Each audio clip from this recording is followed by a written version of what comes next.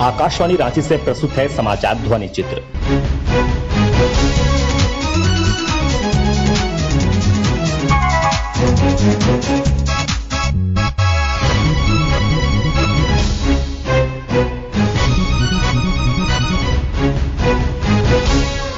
इस अंक में मुख्यमंत्री द्वारा विकास योजनाओं का लोकार्पण, मंत्रिपरिषद की बैठक और फाइलेरिया उन्मूलन अभियान।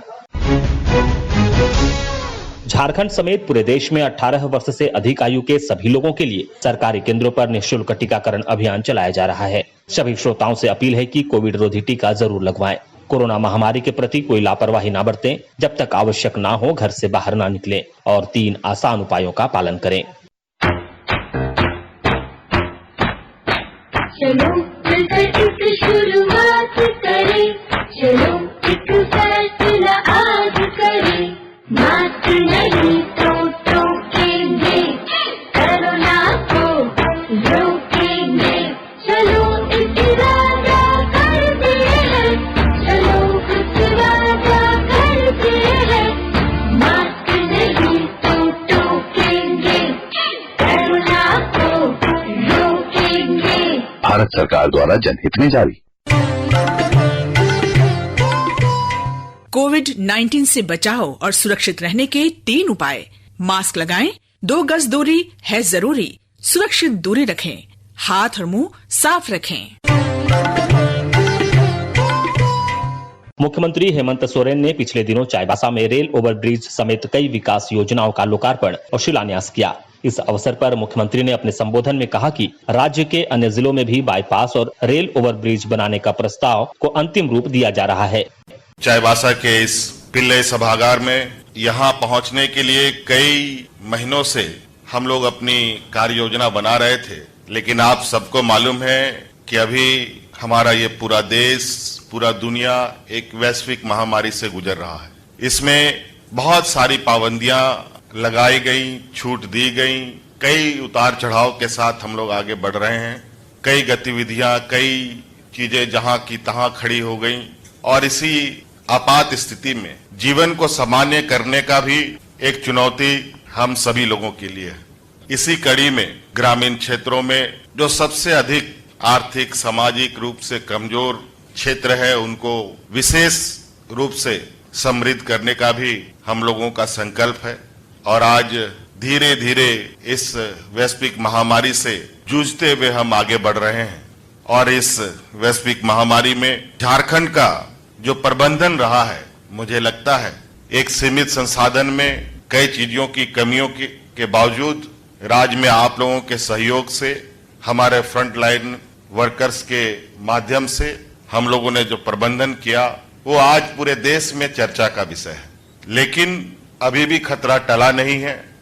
आज हम लोगों ने आपके इस शहर के बीचों बीच एक बहुत लंबे समय से जो मांग रही थी रेलवे ओवरब्रिज का, वो आज यहाँ के लोगों को समर्पित किया गया।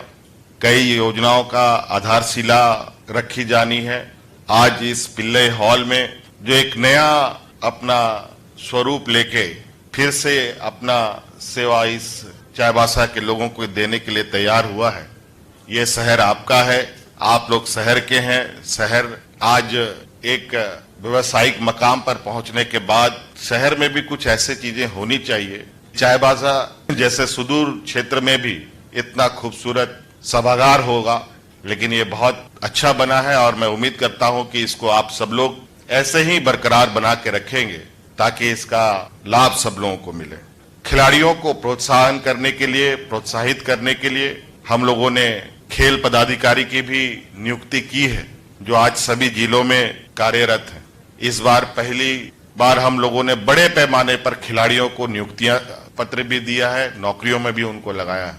और आज जो टोक्यो में ओलंपिक हो रहा है, हमारे राज्य के बच्चे आज वहां अपना जौहर दिखा रहे हैं। और विशेषकर, और ये खुशी की बात है हमारे लिए, कि उनमें से सबसे अधिक लड़कियां हैं और जो सबसे दबे कुचले वर्ग से आते हैं, सब आदिवासी समाज से आते हैं, वो सारे बच्चे हैं। सीमित संसाधन क्या, बिना संसाधन के आज वो इस मकाम पर पहुंच रहे हैं। राज्य को खनिज संपदा के नाम से जाना जाता है।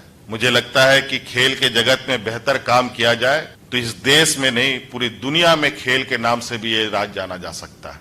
अनेकों खेल, और हमने उन सभी टोक्यो में गए बच्चों के लिए करोड़ों लाखों रुपए का पुरस्कार भी घोषणा किया है, जो इनको दिया जाएगा जब ये वापस आएंगे। हम किसान भाइयों का बड़े पैमाने पर ऋण भी माफ कर रहे हैं। पश्चिमी सिंहभूम में लगभग 15,600 लाभुक को 64-65 करोड़ रुपए का ऋण भी माफ किया गया है। चाईबासा हाट गमरिया सड़क का डीपीआर लगभग 250 करोड़ से अधिक रुपए का सैंक्शन होकर भारत सरकार को जा चुका है। राज्य मंत्रिपरिषद की पिछले मंगलवार को हुई बैठक में 19 प्रस्तावों को मंजूरी प्रदान की गई। मंत्रिमंडलीय सचिव वंदना डाडेल ने बैठक में लिए निर्णयों की जानकारी देते हुए बताया, विभागीय परीक्षा से संबंधित विषयों यथा लेखा विकास, कंप्यूटर, हिंदी उच्च स्तर एवं जनजातीय भाषा के पाठ्यक्रमों को झारखंड पशुपालन सेवा भर्ती प्रोन्नति एवं अन्य सेवा शर्त नियमावली 2013 में समाविष्ट किए जाने संबंधी प्रस्ताव पर मंत्रिपरिषद द्वारा स्वीकृति दी गई। जल शक्ति मंत्रालय भारत सरकार के जलवायु परिवर्तन राष्ट्रीय कार्य योजना NEPCC के अंतर्गत जो राष्ट्रीय जल मिशन क्रियान्वित है, उसके द्वारा निर्धारित लक्ष्यों की प्राप्ति हेतु जो स्टेट स्पेसिफिक एक्शन प्लान तैयार किया जाना है, उसके लिए NIH रुड़की के साथ पुनरीक्षित इकरारनामा करने तथा पूर्व निर्गत संकल्प में संशोधन पर मंत्रिपरिषद की स्वीकृति दी गई। 5वां प्रस्ताव महिला बाल विकास एवं सामाजिक सुरक्षा विभाग का था, जिसमें पूर्व से संचालित केंद्र प्रायोजित अम्ब्रेला समेकित बाल विकास सेवाएं योजनांतर्गत केंद्र प्रायोजित विभिन्न योजनाओं कार्यक्रमों को केंद्र सरकार के निर्णय के आलोक में दिनांक 31 मार्च 2022 तक अवधि विस्तार की स्वीकृति दी गई। 6वां प्रस्ताव स्कूली शिक्षा एवं साक्षरता विभाग से था, जिसमें झारखंड राज्य अंतर्गत सरकारी विद्यालय के वर्ग 9 एवं 10 में नामांकित एवं अध्ययनरत सभी कोटि के छात्रों को प्रति वर्ष निःशुल्क पाठ्य पुस्तक उपलब्ध कराने की मंत्रिपरिषद द्वारा स्वीकृति दी गई। केंद्र सरकार द्वारा केंद्रीय माल और सेवा कर अधिनियम 2017 में किए गए संशोधनों के आलोक में झारखंड माल और सेवा कर अधिनियम 2017 में प्रस्तावित संशोधनों से संबंधित झारखंड माल और सेवा कर संशोधन अध्यादेश 2021 के प्रख्यापन पर मंत्रिपरिषद की स्वीकृति दी गई। भारतीय मुद्रांक अधिनियम 1899 की अनुसूची 1 क में संशोधन करने तथा बिहार मनोरंजन ड्यूटी कोर्ट फी तथा मुद्रांक अधिभार संशोधन अधिनियम 1948 की धारा 5 को निरस्त करने के संबंध में। इसमें अनुसूची ए में जो भी वर्णित विलेखों पर मुद्रांक शुल्क होता है, उसमें बढ़ोतरी का प्रस्ताव था, जिससे राज्य को अतिरिक्त 200 करोड़ रुपए का राजस्व प्राप्त होने की संभावना है। जो बिहार मनोरंजन ड्यूटी कोर्ट फी तथा मुद्रांक अधिनियम 1948 लागू है, उसकी धारा 5 के अंतर्गत इन शुल्क पर अतिरिक्त 110% अधिभार भी लगता था, उसे निरस्त किया गया। 11वां प्रस्ताव वित्त विभाग से है, जिसमें राज्य सरकार के कर्मियों को दिनांक 1 जुलाई 2021 के प्रभाव से महंगाई भत्ता की दरों में अभिवृद्धि के संबंध में है। 1/7/2021 के प्रभाव से महंगाई भत्ते की दर को 17% की विद्यमान दर से बढ़ाकर 28% के रूप में स्वीकृत किया गया। 12वां प्रस्ताव वित्त विभाग का है, इसमें राज्य सरकार के पेंशनधारियों पारिवारिक पेंशन भोगियों को 1 जुलाई 2021 के प्रभाव से महंगाई राहत की दरों में अभिवृद्धि के संबंध में था, जिसे मंत्रिपरिषद द्वारा स्वीकृति दी गई। दीनदयाल उपाध्याय ग्राम ज्योति योजना अंतर्गत विकेंद्रीकृत वितरित उत्पादन कार्यक्रम ऑफ ग्रिड के तहत 230 ग्रामों से बढ़कर 246 ग्रामों के लिए सोलार पीवी माइक्रो ग्रिड एवं सोलार स्टैंड अलोन सिस्टम के माध्यम से विद्युतीकरण कार्य हेतु प्रथम पुनरीक्षित कुल परियोजना की राशि 109 करोड़ की स्वीकृति दी गई। श्रीनाथ विश्वविद्यालय विधेयक 2021 पर मंत्रिपरिषद की घटनोत्तर स्वीकृति के संबंध में इसे झारखंड विधानसभा के पटल पर पारित किया जा चुका है और इस पर मंत्रिपरिषद की घटनोत्तर स्वीकृति दी गई, जो मॉडल गाइडलाइंस के आधार पर निजी विद्यालय की स्थापना के संबंध में। झारखंड मोटर गाड़ी नियमावली 2021 के प्रारूप पर स्वीकृति के संबंध में और इसमें भी नियम 6 के अंतर्गत जो विभिन्न प्रकार के शुल्क देय हैं, उसमें बढ़ोतरी का प्रस्ताव है। राज्य के 4 जिलों जामताड़ा, लातेहार, पलामू और सरायकेला खरसावां में फाइलेरिया उन्मूलन अभियान के तहत मास ड्रग एडमिनिस्ट्रेशन कार्यक्रम चलाया जा रहा है। अभियान के संबंध में हमारे प्रतिनिधि नीलम कुमार ने राज्य कार्यक्रम पदाधिकारी डॉक्टर SN झा से बातचीत की। हमारे साथ हैं झारखंड वेक्टर जनित रोग नियंत्रण कार्यक्रम के राज्य कार्यक्रम पदाधिकारी डॉक्टर SN झा। तो सबसे पहले हम आपसे जानना चाहेंगे कि राज्य के 4 जिलों में फाइलेरिया रोधी कार्यक्रम जो चलाया जा रहा है उसके बारे में संक्षिप्त जानकारी दें। फाइलेरिया उन्मूलन अभियान के तहत झारखंड राज्य के 4 जिले जामताड़ा, लातेहार, पलामू और सरायकेला खरसावां में मास ड्रग एडमिनिस्ट्रेशन MDA कार्यक्रम दिनांक 26 से चल रहा है। यह 5 दिनों का तत्कालिक कार्यक्रम था। इसमें 26 से 28 जुलाई तक बूथ पर जो सामुदायिक स्वास्थ्य केंद्र, प्राथमिक स्वास्थ्य केंद्र, स्वास्थ्य उपकेंद्र, आंगनबाड़ी केंद्र और अन्य जो अच्छी जगह इसके लिए बूथ के लिए मिली और चुनी गई वहां पर दवा खिलाई गई है और 29 जुलाई से घर घर जाकर यह दवा खिलाई जा रही है। 29 जुलाई तक यह उपलब्धि 56% है, जो चारों जिले की लक्षित आबादी 46 लाख है।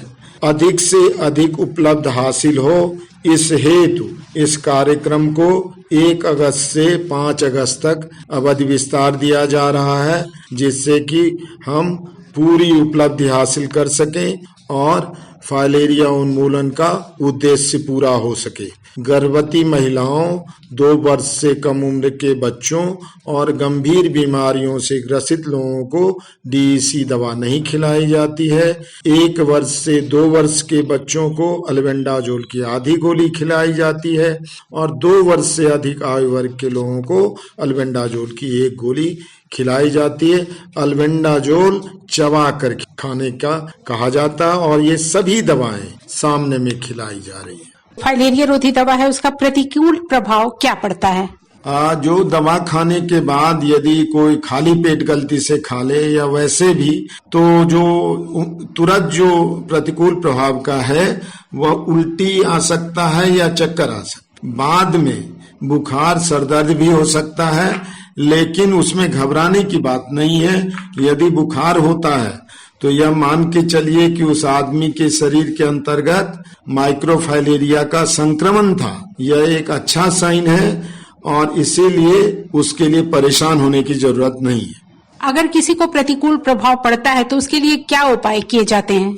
सभी जगह यह व्यवस्था की गई है, हर CHC में, सदर अस्पताल में भी, कि उल्टी के लिए और बुखार के लिए, सरदर्द के लिए दवा रखी जाए।